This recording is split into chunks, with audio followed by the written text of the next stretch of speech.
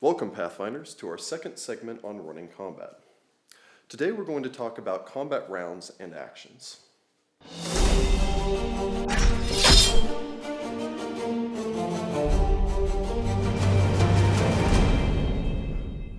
A combat round represents 6 seconds in-game time, meaning that every 10 rounds is 1 minute of time in-game. During a combat round, each character gets to act in order of initiative, from highest to lowest. Anytime the rule states something takes a full round, it means from an initiative count on one round, such as an initiative of 15, to the same count on the next round. Effects that last a certain number of rounds end just before the initiative count they began on.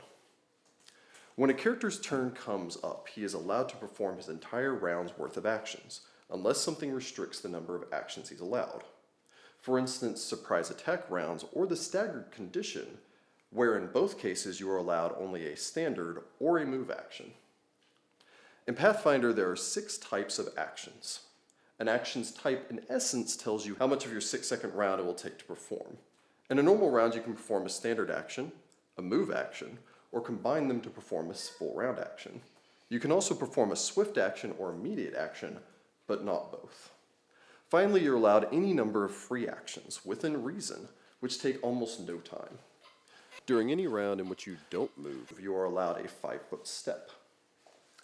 So let's look at the action types. Move actions are commonly used to allow you to move up to your movement speed. Other common uses of move actions include drawing or sheathing a weapon or weapon-like items such as a wand. Note that if you have a base attack bonus of 1 or higher, you can perform this as a free action combined with a regular move.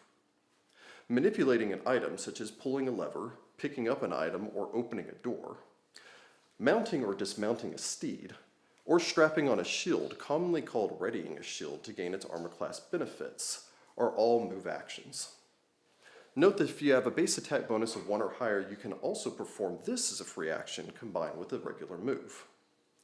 Standing up from prone is a move action as well as redirecting certain spells such as spiritual weapon to another target. Standard actions cover most of the common actions a character will take outside of moving. Common uses of standard action include making a single melee attack against a creature within your reach, usually 5 feet. Making a single ranged attack against a creature within your weapon's maximum range and a line of sight. Activating certain type of magic items such as potions and scrolls, wands, rods, or staves, as well as casting most spells take a standard action. You should check the individual spell description for the casting time. Using a special ability, such as spell-like abilities, supernatural abilities, or some extraordinary abilities are usually standard actions as well. You can also use a standard action to start or complete a full round action. You can trade your standard action to perform a second move action during any round. Full round actions require an entire round to complete, and as such use both your standard and move actions if you do so. If you don't have both or are already using a standard or move action this round, or because it's a surprise attack round, then you cannot perform a full round action. Common uses of a full round action include making a full attack where you attack more than once. You have to have more than 1 attack per round, such as from 2-weapon fighting or a high base attack to use this action. Casting a spell that requires a full round action, such as a summon monster spell. Using the run action to move 4 times your regular speed, or 3 times if you're wearing heavy armor, is also a full round. You can use a full round action to take the withdraw action as well. Swift actions consume very little time, but more than a free action. Common uses of a swift action include casting a spell that has a casting time of swift, or has been quickened by the quicken meta magic feat, as well as using certain class abilities, like a paladin's smite evil or lay on hands. Immediate actions are much like swift actions, only they can be used even when it is not your turn. Remember that if you take a swift action on your turn, you cannot take an immediate action that round, and the reverse is true. If you take an immediate action, you cannot take a swift action that round. The most common uses of immediate action is to cast spell with the casting time of immediate. Free actions take virtually no time to perform, and are oftentimes done as part of another action. Common uses of free action include saying anything that your character could say in one round of combat, letting go of an item held in your hand, or dropping prone. Knocking an arrow to fire from your bow or preparing components to cast a spell are also free actions. Let's give an example of some of these actions in play. After successfully vanquishing the goblins outside of town, you've learned of their allegiance with the local tribe of ogres. Setting off into the woods, you would march hard for 2 days, wandering around through the fell forest, before finally arriving at the edge of what appears to be a large and placid lake. Ahead of you, you see a drop-off on the embankment leading down towards the shores below, where you can hear the distant grunts and guttural sounds of the ogres waiting. As you begin to approach closer, you notice an ogre lookout standing atop the hill, and the ogres drop down below the 20-foot embankment. While you'd initially make plans to actually sneak up on the creatures, you would notice that the ogre would see you immediately, probably alerted to your oncoming presence by the sole goblin that escaped you during your last encounter. Before you can react, the ogres would let out a yell, bellowing and roaring at your approach before hefting up their great clubs. Roll initiative. Huzzah. Gunari. 24. Excellent. I'm ready. Aroth. Remember my last initiative from the last game? Yes. 5. 5. It's a theme. Oh no, wait for it. 5. Isa. 17. 17. Gunari. You have first initiative. I will charge, bellowing out to Serenray with a mighty whee! You let out your yell to Serenray, charging and lifting up your scimitar. And I strike. With a full round action, you can charge your double distance and get your attack. That is a math 29, which is a threat. A 29 will solidly hit your target. All right. And same thing to confirm. You will confirm your critical hit against the ogre. Okay. Let's see, that's 10, 12 points of damage. Chopping Thanks, viciously into the ogre. Blood would spray forth, bringing us to Isa. Let's see. 10, 15, 20. 30. That's right, isn't it? One more. 30. Yes. 30 feet to there. I'm going to shoot that ogre with my bow. It's still flat-footed, correct? Your target is still flat-footed and within 30 feet of you. You do get your sneak attack. Let's see, that would be a 26 to hit. You would charge forward, knocking an arrow, letting fly, thunking solidly into your foe. Let's see, so that's 6, 7, 14 plus. So that will be 20 damage. 20. The ogre would fall to your arrow as you catch it in the throat, toppling backwards with a guttural sputter. Nice one. Well played. Teamwork. That will bring us to the ogre's leader down at the bottom of the hill. He would pull forth a mighty trumpet, blowing into it twice. You can only imagine announcing your presence to all of the other ogres in the surrounding valley. Oh, thanks. Things may be getting sticky quickly. With blood. Aroth. It's always blood. I will make my way to here. Moving 30 feet forward. 30 feet forward. You would see the ogres arrayed below you. Well, I'm gonna bust out a song. Very well. Beatboxing to the ogres from the top. Russian style. From the top, you would begin your bardic performance as your standard action, Hey, I am a performer, okay? bringing us to the ogres. The first ogre would heft his club. 10, 15.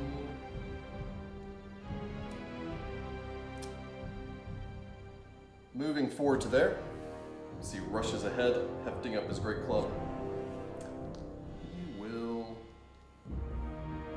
Ready. The other ogre would drop his club down as a free action, use a move action to retrieve a javelin, and throw it at the beatboxing bard. The javelin flying through the air with a solid 21. in the face. You He's not a fan of your beatboxing. The javelin would strike, hitting you for a solid 12 points of damage. Oh. Gunari. Alright, let's get down there. So that's 5, 10, 20. Provoke the attack of opportunity to move 25. Very well. He will take both the attack of opportunity and his readied action. Oh. Damn. Sadly, though, only a 12 No. and a 14. Double no. You would duck underneath his two mighty club swings, closing the distance and hefting your blade. Swing. Let's see, that's a 20. A 20 will strike your target. Alright, whack him. Your holy scimitar striking your foe, 9 points of damage. cutting deep into your enemy, although he does yet stand. That will bring us to Issa. I'm gonna drop my bow as a free action, Very well. and then move to here and acrobatics off the cliff. I make that very easily. Very well. You would spring down, the paladin having already taken his attack of And I opportunity. will draw my sword as part of my move, Very well. And- Drawing your blade in midair, and I will swing at the ogre. Also in midair. you chop down. 13 and 12 makes it 25. A 25 will hit your flanked target, giving you sneak attack. So that's 5, 6, 7, not a great roll, plus 6 makes 13. 13.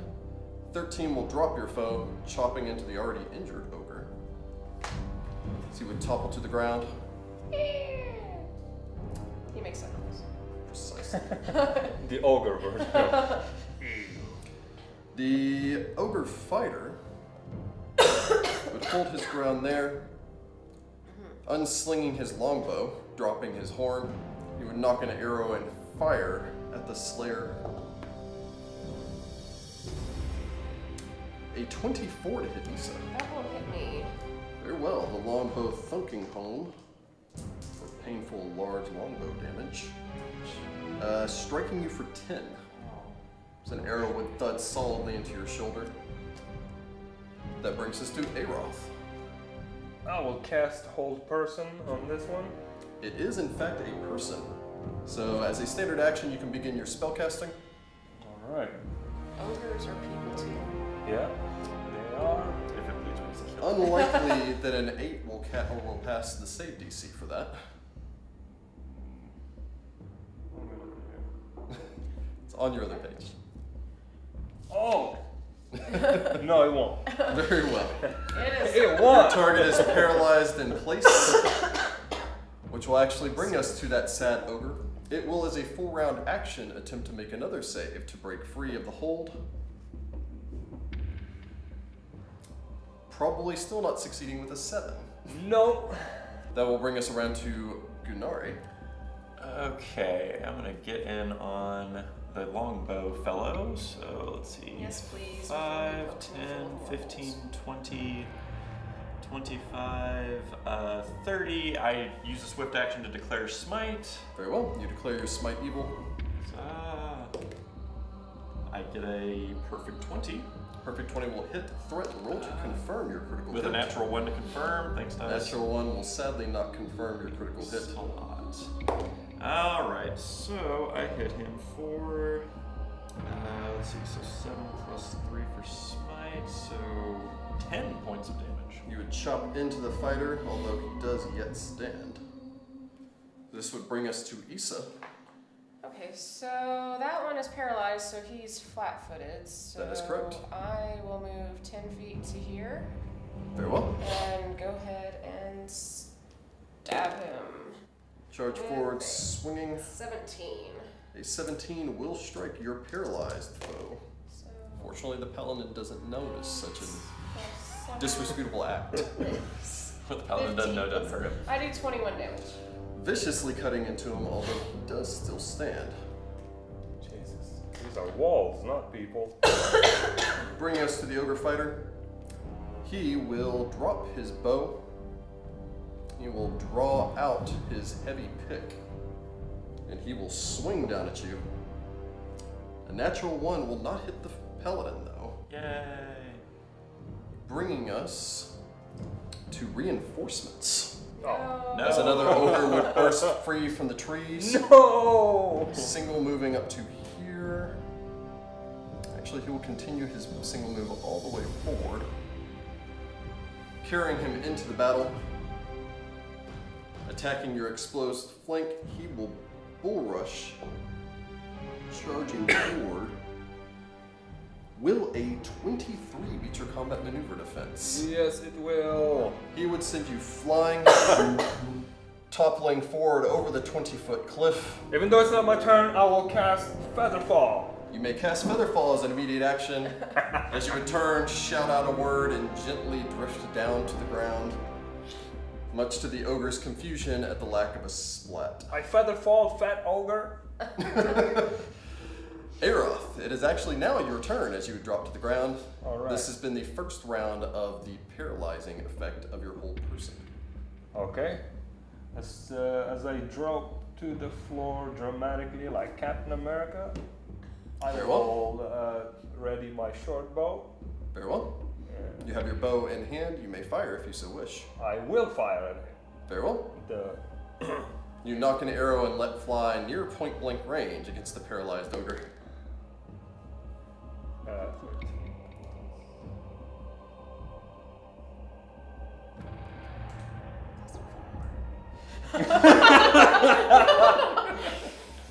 Uh, 17. A 17 will strike your target, your arrow slamming home.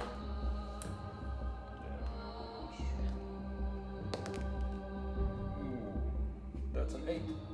8 points of damage. Your arrow would solidly thunk into the ogre, as even still paralyzed, it would topple over. This will bring us to Gunari. At the top of the initiative, you are now toe-to-toe with your enemy. Alright, I will use a full attack action to attack him twice. Very well. The paladin hefts his blade, swinging. Alright, 16. A 16 will sadly not strike your target. And, perfect 20. Perfect 20 will hit again. Threat, roll to confirm. 11 will confirm. 11 will not confirm your critical hit. Alright, okay, so that's 11, 14 points of damage.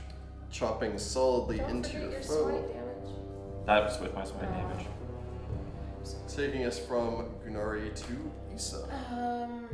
Oh, you do still have a 5-foot step if you would like to take it. I think you should. Yeah, you know, I'll begin moving over this away so that you can go get your movement for the sneak attack. Is this in the water? Is that It's actually... only knee deep. I can do that. Alright, I'm gonna make an acrobatics check to get around his attack of opportunity. You may make an acrobatics check as part of your move action with a plus 10 DC for moving your full speed. 17 plus 12, that's a 29. You would go tumbling past the ogre, dropping into the flanking position. And I will stab him. It's gonna be a 23 to hit. 23 will solidly hit your foe. So 4, that's 10, 16 damage. You would chop down the fighter, slicing viciously through him as he hits the ground.